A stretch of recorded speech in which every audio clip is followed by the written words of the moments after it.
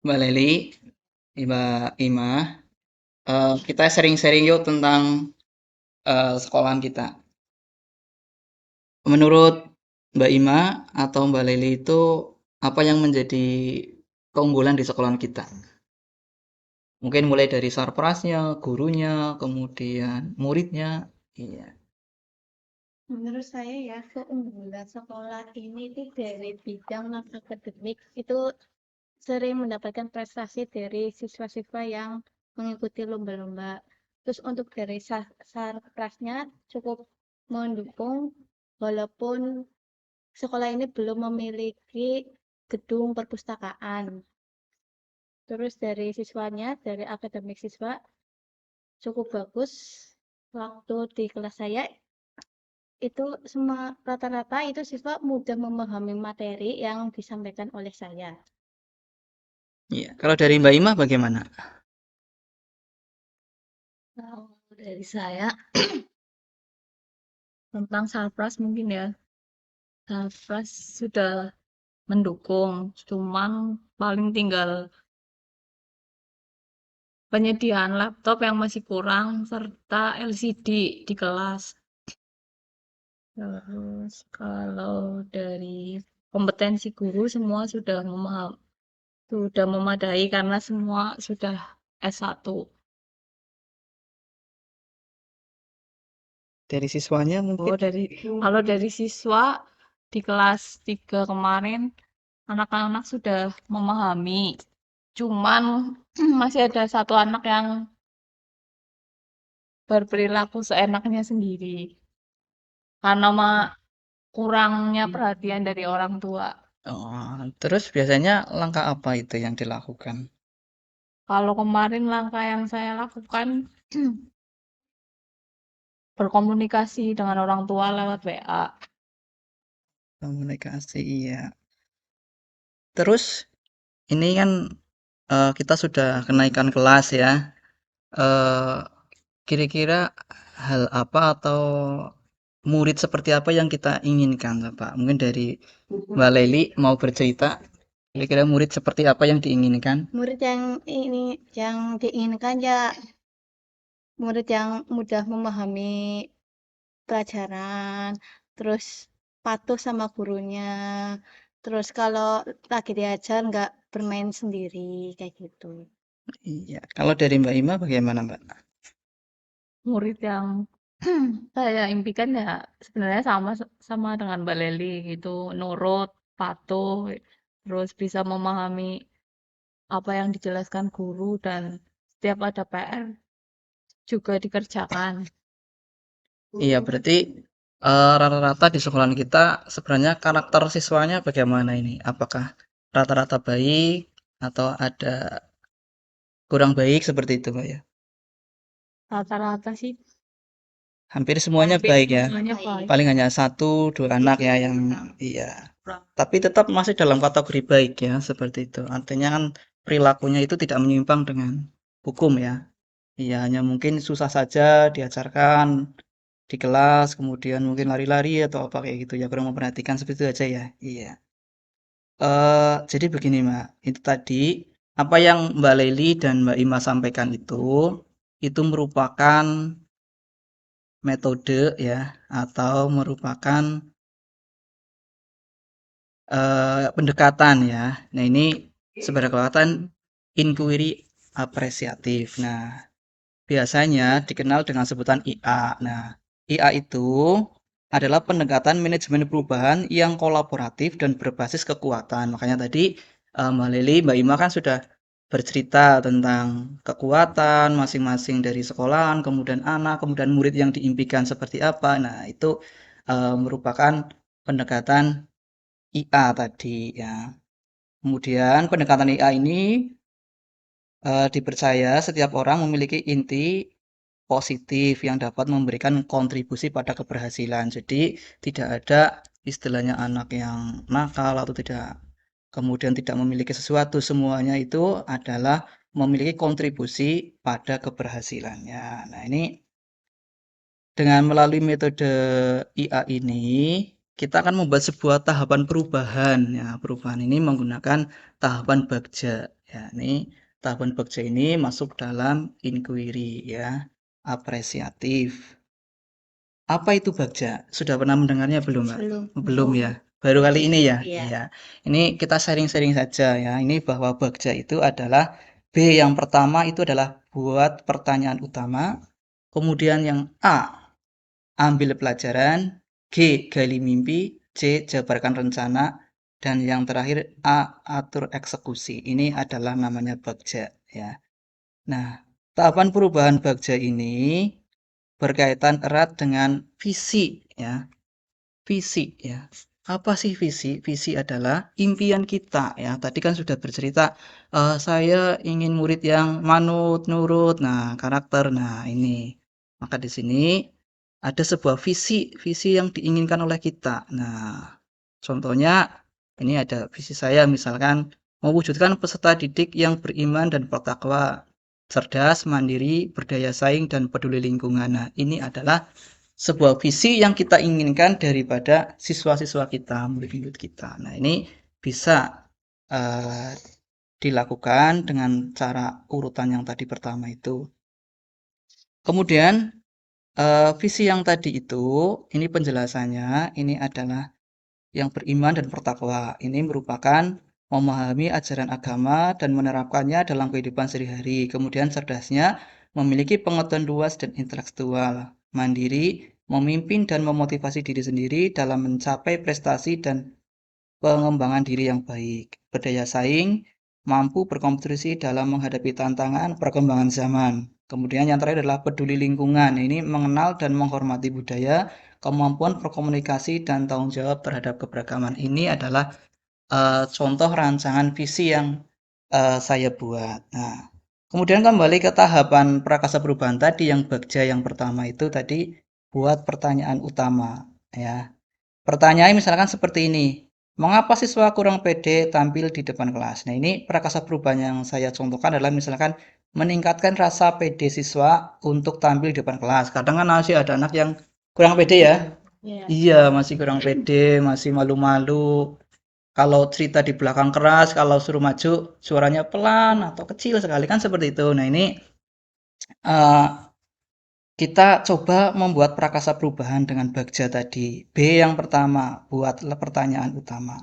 Pertanyaannya misalkan mengapa siswa kurang pede tampil di depan kelas. Nah, ini ada daftar tindakan penyelidikannya. Nah, ini melakukan analisis dan observasi ya. Jadi kita analisis dulu siswa itu. Kenapa kok dia tidak berani tampil di depan. Kemudian berdiskusi dengan rekan sejawat ya. Berdiskusi tadi kita sempat menanyakan tadi kan di awal bagaimana yang kelas 2 mau ke kelas 3 siswanya Mbak Laili, siswanya Mbak Ima kayak gitu. Nah, ini berdiskusi. Jadi kita sebelum pelajaran, sebelum KBM dimulai kita sudah tahu gambaran siswa tersebut ya.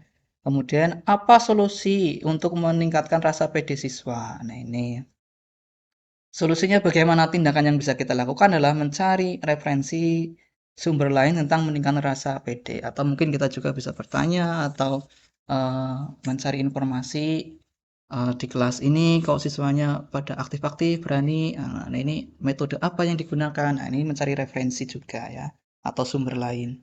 Kemudian yang kedua yaitu ambil pelajaran yang A ya. Misalkan pertanyaannya adalah siapakah yang telah berhasil meningkatkan rasa pede siswa?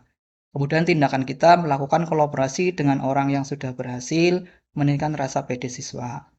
Kemudian bagaimana cara dia meningkatkan rasa percaya diri siswa?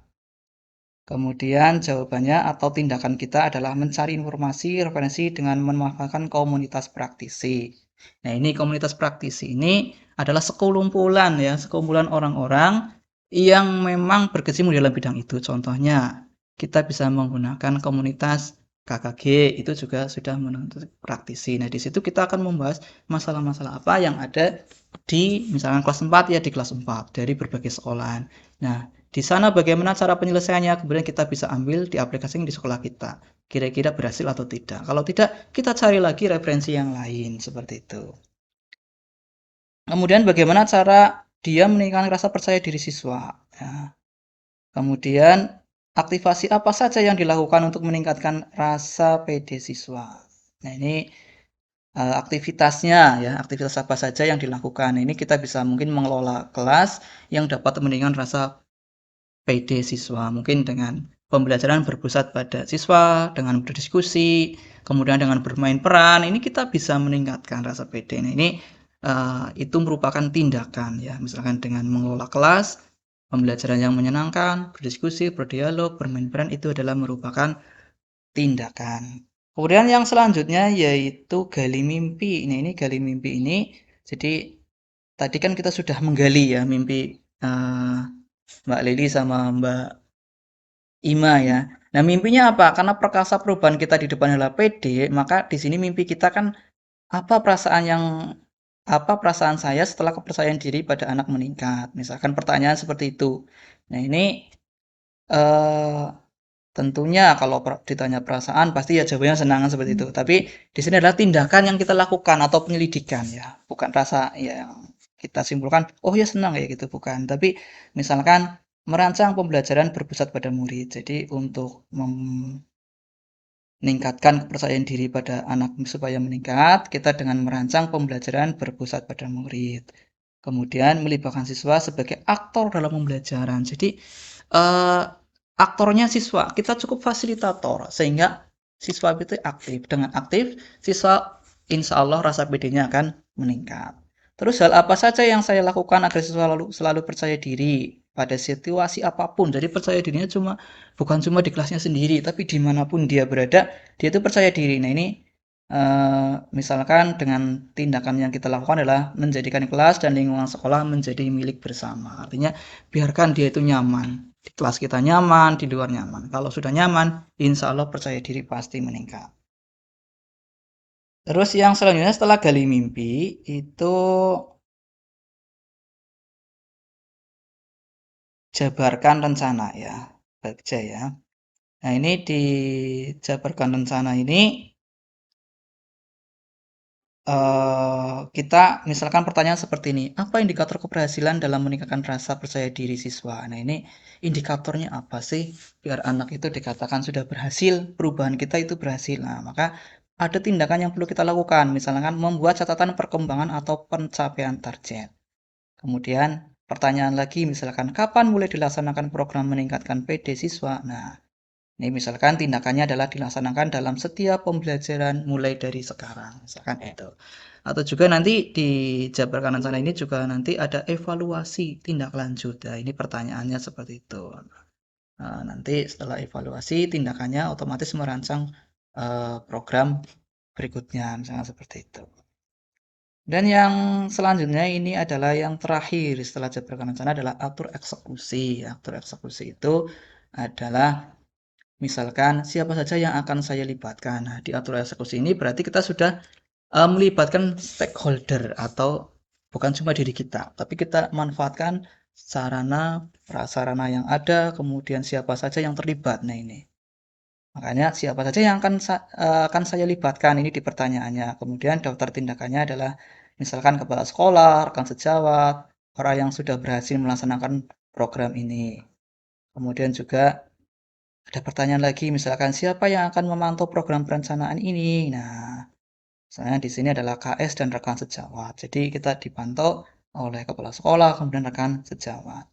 Kemudian apa refleksi dan tindak lanjut yang dilakukan? Nah, ini misalkan membuat daftar tindakannya itu adalah membuat catatan keberhasilan dan berdiskusi dengan komunitas praktisi untuk langkah selanjutnya. Nah, ini tadi uh, daripada Bagja tadi ya, ada 5 huruf ya, Bagja.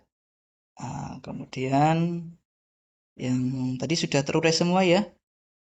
Buat pertanyaan, ambil pelajaran, kemudian gali mimpi, jabarkan rencana, dan yang terakhir adalah atur eksekusi. Tadi eksekusinya itu. Nah, ini kira-kira dari yang saya sampaikan ada gambaran tidak mengenai apa itu perubahan kerja, Mbak? Ada ya. Bagaimana Mbak Leli? Ada gambaran itu? Sementara belum ada. Oh, masih belum ada ya. Tapi intinya untuk perubahan itu kita lakukan dengan identifikasi atau dengan pendekatan inquiry apresiatif atau mencari keunggulan yang ada di sekolahan seperti itu ya. Kalau itu sudah paham ya maksudnya? Iya. Ya, jadi seperti itu Mbak. Nanti Bagja ini adalah langkah kita untuk menyusun sebuah perubahan. Ini sebuah. Jadi hal-hal apa saja yang akan muncul di sini kita rencanakan. Makanya ini adalah prakarsa perubahan Bagja. Nah, nanti Bagja ini tertuang dalam visi. Ya, visi itu nanti bisa jadi visi sekolah, bisa jadi visi itu hanya untuk kita sendiri atau untuk guru saja ya. Ingin muridnya di kelas saya pengen seperti ini. Nah, seperti itu Bagja. Jadi intinya Bagja seperti itu. Ya, itu tadi tentang IA dan Bagja yang berkaitan dengan visi, Mbak ya. Itu kurang lebihnya seperti itu saja sharing kita.